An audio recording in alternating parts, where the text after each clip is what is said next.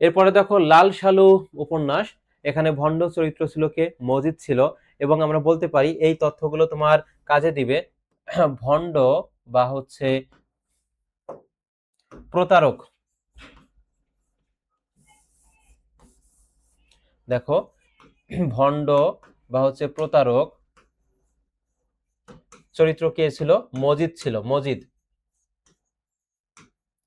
এরপরে যদি আমরা বলি যে প্রতিবাদী চরিত্র কে ছিল, এটা মানে আসবে পরীক্ষায়।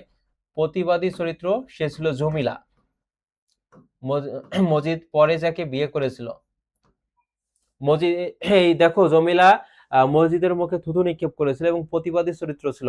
ধ্রুব তারার মতো অনন্য ছিল হচ্ছে রহিমা ছিল। আর গ্রামে স্কুল প্রতিষ্ঠা করতে কে চেয়েছিল? আক্কা চেয়েছিল। এবং তোমার দাড়ি কই মিয়া, কলমাচানো মিয়া, এই যে এইগুলো কিন্তু এমসিকিউতে আসবে, কে কাকে বলেছিল। অনেক ভূ সম্পত্তির অধিকারী কে ছিল? সেক্ষেত্রে দেখো ভূ সম্পত্তির অধিকারী খালেক ব্যাপারী ছিল, খালেক ব্যাপারী। দেখো ইবসেনের ডলস হাউস নাটকের কেন্দ্রীয় চরিত্র নোরা। সে গৃহে প্রতিনিয়ত স্বামীর অত্যাচার ও নির্যাতন সহ্য করতে না পেরে স্বামীর ঘর থেকে বেরিয়ে যায়। নোরা স্বামীর ঘর থেকে বেরিয়ে আসার সময় সশব্দে দরজাটি বাইরে থেকে বন্ধ করেছিল। এই শব্দেই যেন ইউরোপে নারীর জাগরণ শুরু হয়।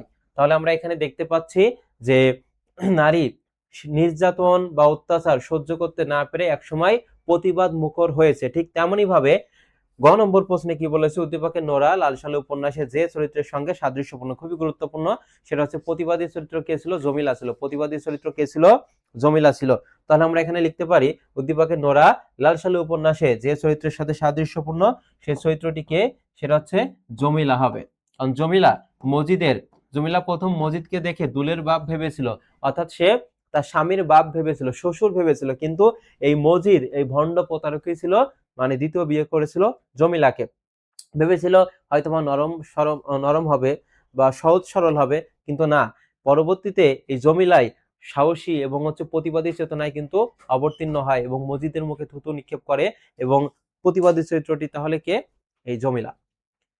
প্রেক্ষাপট ভিন্ন হলেও উদ্দীপকের মর্ম কথা মানে মূল কথা এবং লাল সালু উপন্যাসের অত্যাচার থেকে নারী মুক্তির প্রত্যাশা অভিন্ন। অভিন্ন মানে কি? আলাদা নয়, মানে এক। তাহলে আমরা এখানে বলতে পারি অত্যাচারের দিক থেকে প্রত্যেকেই জমিলাও প্রতিবাদ মুখর ভূমিকা অবতীর্ণ হয়েছে। এবং উদ্দীপকে আছে নোরা, সে হচ্ছে একই, যে স্বামীর ঘর থেকে বেরিয়ে আসার সময় সে সশব্দে দরজাটি হচ্ছে বন্ধ করে দিয়েছিল এবং এই শব্দটাই হচ্ছে ইউরোপে নারী জাগরণ শুরু হয়। অর্থাৎ নারীরা অন্যায় বা নির্যাতনের শুধু শিকারী হবে না, তারা পরবর্তীতে বা এক সময় প্রতিবাদ মুখর হবে এবং অন্যায়ের বিরুদ্ধে তারা সোচ্চার ভূমিকা অবতীর্ণ হবে, যেটা হচ্ছে লাল সালু উপন্যাসে জমিলার মধ্যে দেখতে পাওয়া যায় এবং একই সাথে উদ্দীপকে নোরার মধ্যে ফুটে উঠেছে, নোরা চরিত্রের মধ্যে। এটা হচ্ছে আমাদের খুব সম্ভবত সর্বশেষ সৃজনশীল প্রশ্ন।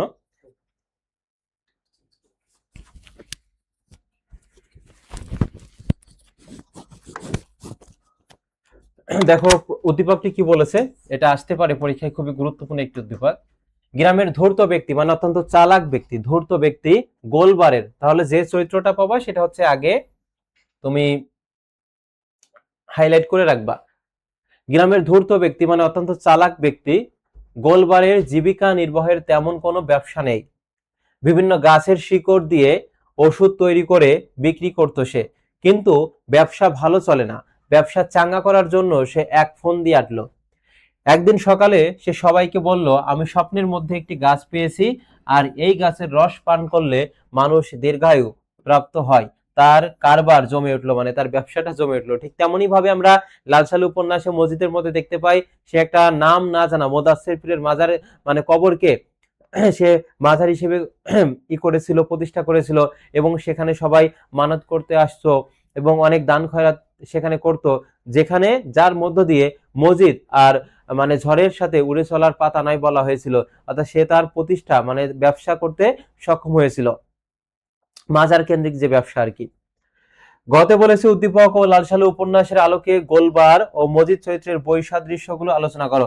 বৈসাদৃশ্য বলতে এখানে কি বলে বুঝিয়েছে? অমিল আছে কি কি?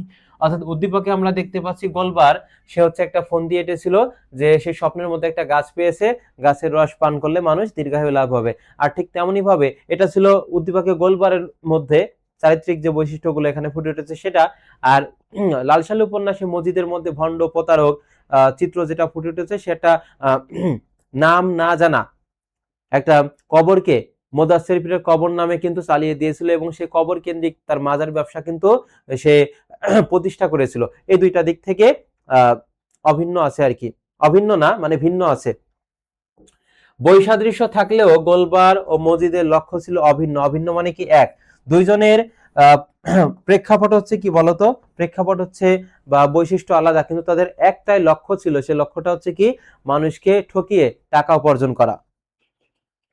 অর্থাৎ আমরা এখানে এক কথায় যদি বলি যে সাধারণ মানুষের সরলতাকে পুঁজি করে ব্যবসা করা, সাধারণ মানুষের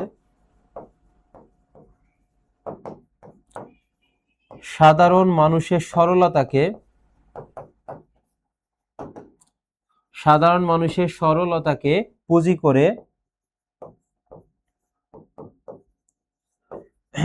করে ব্যবসা করা বা নিজের স্বার্থ সিদ্ধি করা, এই ছিল হচ্ছে আমাদের।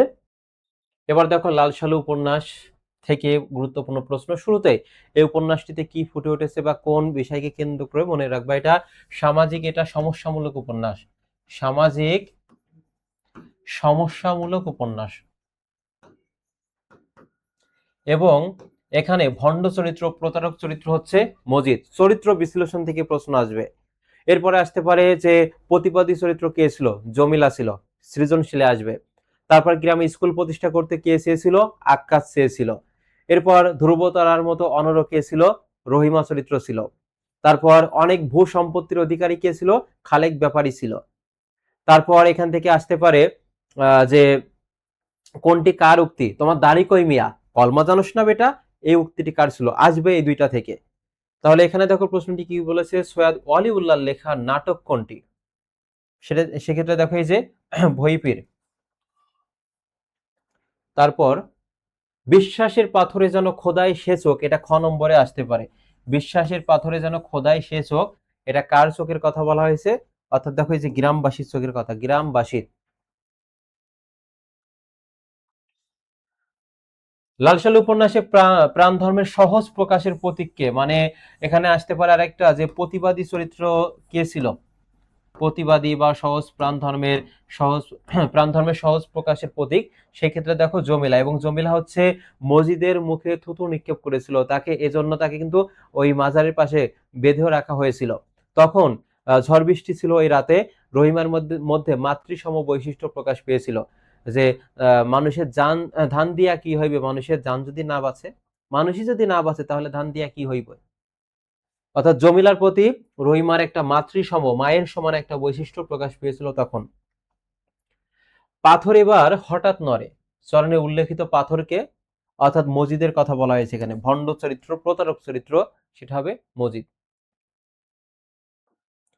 মজিদের প্রতি রহিমার অচঞ্চল আস্থা যার সঙ্গে তুল্য হয়েছে, এটা হবে ধ্রুবতারা। এবং বলা হয়েছে ধ্রুবতারার মতো অনড় বৈশিষ্ট্যটা কার মধ্যে ছিল, সেটা হচ্ছে রহিমার মধ্যে ছিল লালসালু উপন্যাসে। শত্রুর আভাস পাওয়া হরিণের চোখের মতোই সতর্ক হয়ে ওঠে তার চোখ, এটা কার চোখের কথা বলা হয়েছে, অর্থাৎ জমিলার চোখ। কার চোখের কথা এখানে হবে, জমিলার চোখের কথা বলা হয়েছে। এবং এই জমিলা প্রথম যখন মজিদকে দেখেছিল তখন সে ভেবেছিল তানি বুঝি দুলার বাপ, অর্থাৎ মজিদকে দেখে সে তার শ্বশুর ভেবেছিল, কিন্তু না, সেই ছিল ভণ্ড। তুমি এত দয়ালু খোদা, তবু তুমি কি বলছে, তবু তুমি কি কঠিন, এই উক্তিটি কার ছিল, এটা হচ্ছে রহিমার উক্তি ছিল, রহিমার। এবং জমিলা প্রতিবাদী চরিত্র ছিল, ভণ্ড ছিল মজিদ, আর ভূ সম্পত্তির অধিকারী ছিল খালেক ব্যাপারী, অনেক মানে জমি জায়গার মালিক ছিল এই খালেক ব্যাপারী। তোমার উদ্দীপকে কিন্তু এই ধরনের প্রশ্ন আসতে পারে, জনাব রহিম বা জনাব হচ্ছে শান্ত অনেক ধন সম্পত্তির বা অনেক ভূ সম্পত্তির অধিকারী, উদ্দীপকের সাথে তোমার পঠিত লালসালু উপন্যাসে কোন চরিত্রের সাথে সাদৃশ্যপূর্ণ আছে, তাহলে ভূ সম্পত্তির অধিকারী সেটা খালেক ব্যাপারী হবে। লালসালু উপন্যাসে তাহের ও কাদের মাছ নিয়ে কখন বাড়ি ফেরে, অর্থাৎ অপরাহ্নে, কি হবে, অপরাহ্নে। অপরাহ্নে আছে, তারপর আছে পূর্বাহ্ন আছে, মধ্যাহ্ন আছে, অপরাহ্ন আছে, মানে বিকালের একেবারে শেষ পর্যায়ে সন্ধ্যার আগে এই সময়টাকে বলা হয়। ওটা ছিল নিশানা আনন্দের আর সুখের। এই নিশানাটা কি বা এই প্রতীকটা ছিল হচ্ছে তাল গাছ। মসজিদের তৈরি মাজারটির আকৃতি কেমন ছিল? সেটা দেখো, মাছের পিঠের মতো, মাছের পিঠের মতো ছিল। বা এই প্রশ্নগুলো আসে মসজিদ কোথা থেকে এসেছিল, যে গারো পাহাড় থেকে। গারো পাহাড়, এটা মনে রাখবা। তারপর আরেকটা আছে কোন সড়কের কথা বলা হয়েছে, সেটা মনে রাখবা, মতিগঞ্জের সড়কের কথা। মতিগঞ্জের সড়কের কথা কিন্তু বলা হয়েছে। গারো পাহাড়, মতিগঞ্জের সড়ক। এবং প্রশ্নটা এমনও আসে, লাল সাল উপন্যাসে হাসপাতালের অবস্থান কোথায় ছিল? মজিদকে প্রথমবার দেখে জমিলা কি ভেবেছিল, অর্থাৎ তার শ্বশুর ভেবেছিল তানি বুঝি দুলার বাপ, এটা বলেছিল, তানি বুঝি দুলার বাপ, এটা বলেছিল। লাল সাল উপন্যাসে মজিদের আনা শাড়িটির বৈশিষ্ট্য কি ছিল? মনে রাখবা বেগুনি, বেগুনি রং। আর পাড়টা ছিল, মানে আসলের পাড়টা কি ছিল? কালো ছিল। বেগুনি রং আর হচ্ছে কালো পাড়। লাল সাল উপন্যাসে দেশটা কেমন মরার দেশ, অর্থাৎ কোন প্রসঙ্গে বলা হয়েছে এটা? অর্থাৎ সঠিক উত্তর দেখো, এটা ফসলের স্বল্পতা, মানে অধিক জনগণ, কিন্তু তারা হচ্ছে ধর্ম পালনে কার্পণ্য করে না। অর্থাৎ এখানে আরেকটা বিষয় ফুটে উঠেছে, ফসলের স্বল্পতা, জনগণ অনেক কিন্তু ফসল অল্প। লালসাল উপন্যাসে নলি শব্দটি কি অর্থে ব্যবহৃত হয়েছে? নলি শব্দটি, এটা দেখো, বাস বিশেষকে, বাস বিশেষকে বোঝানো হয়েছে, বাস। লালসাল উপন্যাসে প্রকৃত প্রতিপাদ্য বা মূল বিষয় কি বা মূল কথা কি? সেটা হবে দেখো সামাজিক অনাচার বা সামাজিক সমস্যামূলক উপন্যাস। এটা কোন ধরনের উপন্যাস? সামাজিক সমস্যামূলক উপন্যাস। ক নম্বরে আসতে পারে এটা, সামাজিক সমস্যামূলক উপন্যাস। এই ছিল হচ্ছে আমাদের 120টা প্রশ্ন, ব্যাখ্যা সহকারে, যেটার ব্যাখ্যা লাগবে ব্যাখ্যা দিয়েছি। এবং এছাড়াও আমাদের পেজে এবং ইউটিউবে তোমরা আপডেট সকল তথ্য পেয়ে যাবা। আরো পরীক্ষার আগ মুহূর্তে আমরা আরো গুরুত্বপূর্ণ তোমাদের এমসিকিউ এবং সিকিউ দিব। এবং এর সাথে যে ক নম্বর বাকি আছে, খ নম্বর আছে, সেটারও সাজেশন পাবা। প্রত্যেকটা সাবজেক্টেরই গুরুত্বপূর্ণ অনশর্ট ক্লাস তোমরা পাচ্ছ। আশা করি তোমাদের পরীক্ষা ভালো হবে এবং সকল বোর্ডে সর্বোচ্চ কমন পাবে।